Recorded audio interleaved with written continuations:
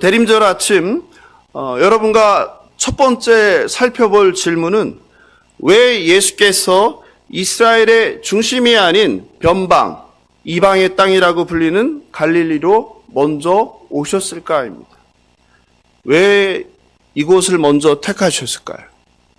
침례 요한이 체포가 되었죠. 그러니까 상황이 긴박하게 돌아가는 거죠. 위험이 증가했다는 거죠. 마태복음에서는 그걸 얘기하죠. 또 다른 이유는 뭘까요? 갈릴리 이 지역은 예수님의 고향이 있는 곳이죠. 베들레헴 말고 자란 고향 나사렛이 바로 이곳에 있다 보니까 예수께는 어때요? 여기에서 친구들과 놀고 먹고 뛰어다니고 했기 때문에 익숙한 지역이라는 거죠. 그런데요, 제가 생각할 때는 더 중요한 이유가 있는 것 같아요. 그것은 전지하신 예수님은 어느 지역 사람들이 하나님 나라의 복음을 선포했을 때 잘 받아들이고 믿고 따를지를 알고 계셨을 것 같아요. 실제로 1세기 유대인 역사가 요세푸스는 그의 책에서 다음과 같이 말합니다. 갈릴리 사람들은 개혁을 좋아했고 본성적으로 변화하고자 하는 경향이 있었다.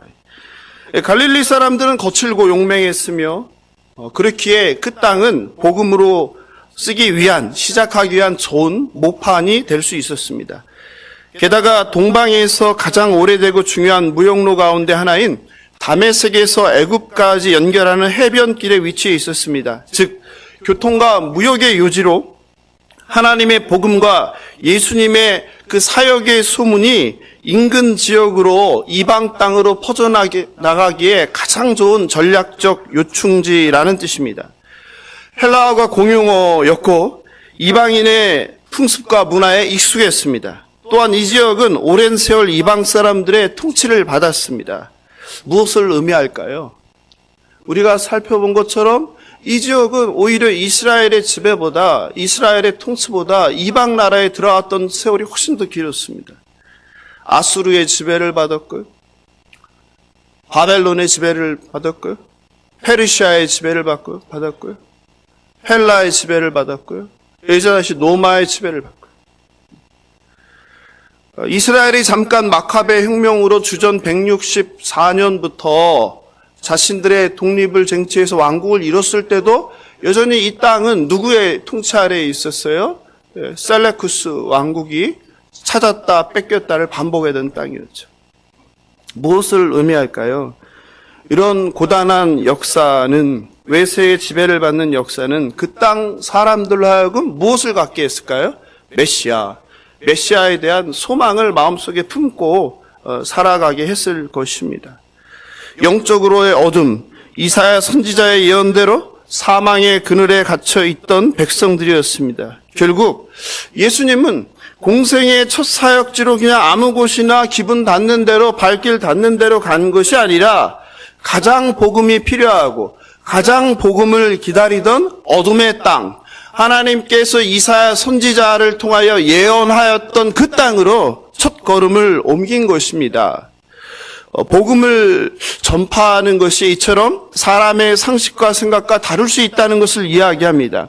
역설적으로 가장 복음을 잘 받아들일 것 같은 하나님을 경외하는 종교인들이 많이 있는 예루살렘이 아니라 오랫동안 이방인의 통치를 받은 갈릴리의 백성들이 예수님의 첫 번째 전도 대상자들이었습니다. 마태는 이사야 9장 1절 2절을 인용하여 선지자를 통한 약속이 어떻게 이루어졌는지를 마태복음 4장 14, 16절에서 말합니다. 같이 읽어볼까요? 마태복음 4장 14, 16절입니다. 이는 선지자 이사야를 통하여 하신 말씀을 이루려 하심이라 일렀으되 스불론 땅과 납달리 땅과 요단강 저편 해변길과 이방의 갈릴리여.